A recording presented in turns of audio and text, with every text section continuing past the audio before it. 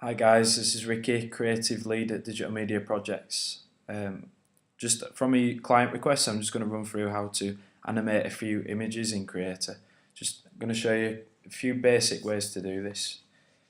If we start by creating a new project, it's called Animation Tests and click OK. And then I'm going to upload a few image assets. So if I just go into my demo folder, I've just got a new image to upload here. So if I go ahead and do that, I've just got a few images at the bottom that I want to animate between. And there's a few ways we can do this. The first way is to keyframe the animation. So if I just drop these images on, I can use the dimensions here to align them correctly. So if I drag them on a bit funny, I can just change the values here.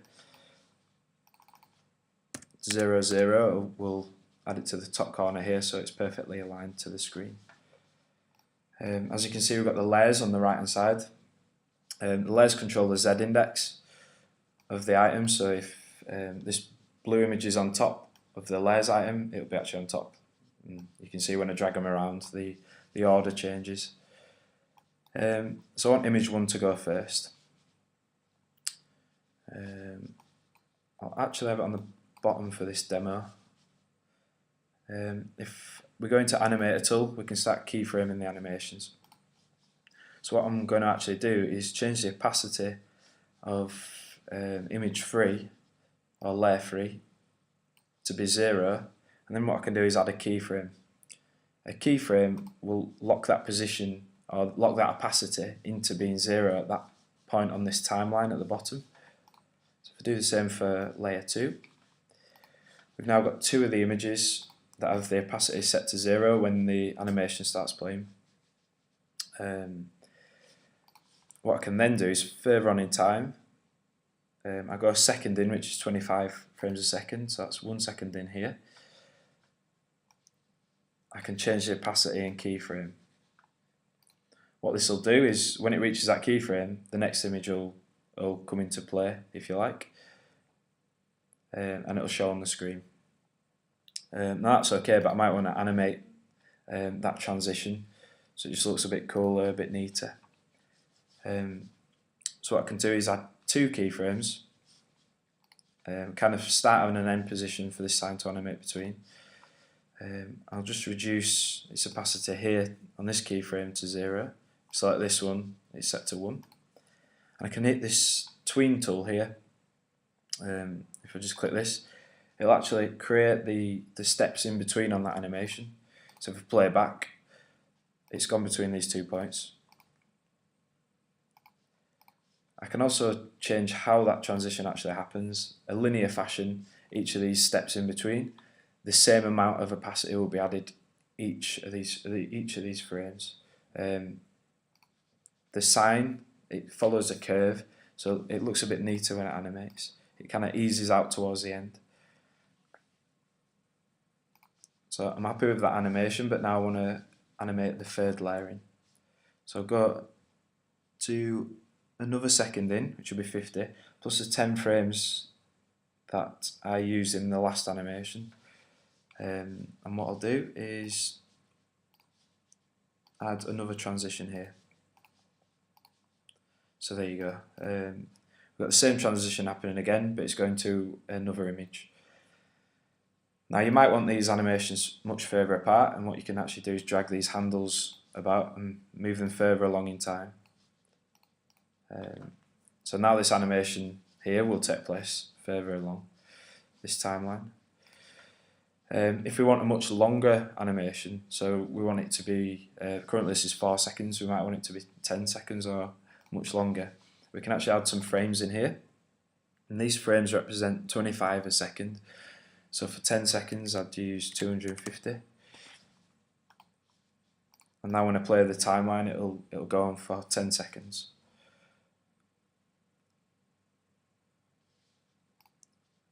We'll just actually reduce that.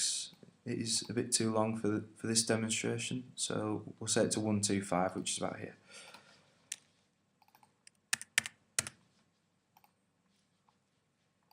as you can see, when the timeline goes along, as it reaches the end of the timeline, it starts from the beginning of the animation again. So it's actually jumping from the green screen here to the blue one as it rolls over. So what we can do is animate out back to the blue layer. So if we add a fade out at the end here,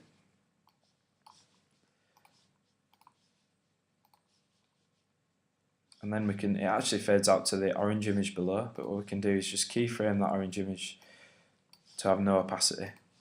So what will happen is it fade back to the blue sign. This just means the sign, when it's playing out on the screen, it'll just gracefully roll over. So it'll just loop through these images all day. When we're happy with our animation, we can go ahead and publish it. Then the sign gets available on CMS to deploy to any screen. So that's one way of animating through your signs, but there is a shortcut. Especially if you're using a lot of assets, that work can take some time. So there is a little shortcut we can do, and I'll just create a new sign to demonstrate this. So if we do that, and I'll drop on the same images again.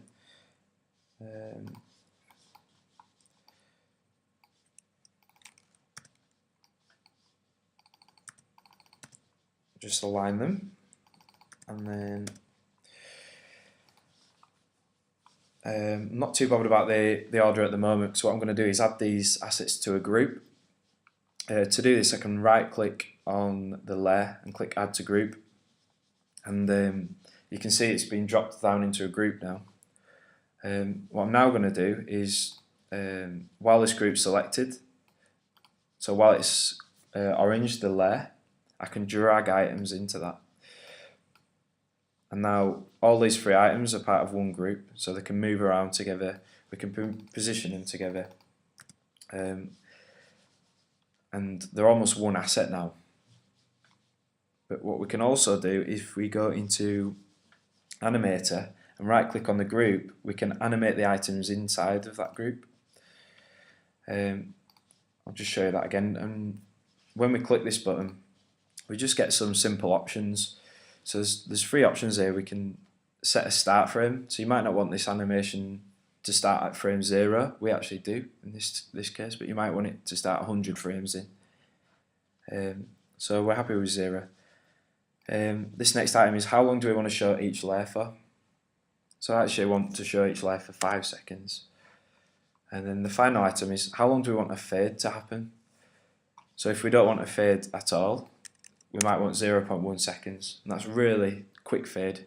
You can't even tell it's fading. If we want quite a graceful fade, we might go 0.5. And these settings can be changed later. But if we add this animated group, and you won't actually see anything on the canvas if you're at frame 0 now, it'll actually be blank. But if we press play, it'll animate through these items. And what it actually does is, where we've created keyframes earlier, it's actually done these keyframes for us. So if we go in here, it's done that fade for us. It's done the fade out for us here. So it just manages all that keyframing and automatically generates it. I do have a problem with these signs, that the order isn't correct. So what I can do inside the animated group is I can move the items around. And what that does is it actually automatically redoes the keyframes of them items. So now my order's correct. It goes image 1, image 2, image 3. Just goes down this list here. Other things we can do with animated group is we can duplicate or add new images in, and what it'll actually do is extend this amount of frames in the bottom right corner to suit our animation. So if I wanted the blue sign in twice, I can duplicate this layer and then animate it from the beginning. And as you can see, the actual frame amount's increased, but it'll now go from the blue sign to the orange sign to the blue sign to the green sign. What I can do is, if I don't want this sign anymore, I can delete the layer, there is a precaution here that it doesn't change the amount of frames back to what it should be, and that's just in case you've got any other animations going on. It doesn't want to remove them. But if we go into our last item, we can see it finishes at 390 frames in. So we can click on here and change that back to 390 frames. And then we've got our animation again. We can also go in and edit the animations. So we'll just remove the fades to a quicker time. So you see now when items animating, they're much quicker.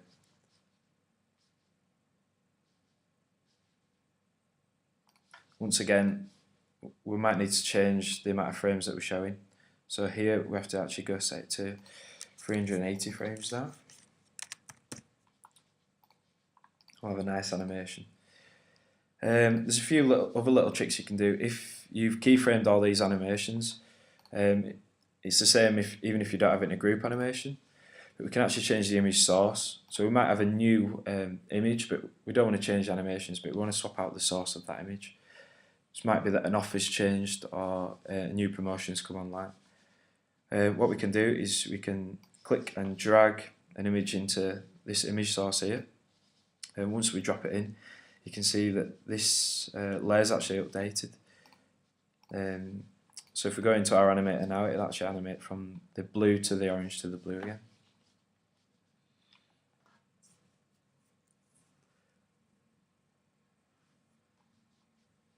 And that's it really. That covers everything, how to animate between images.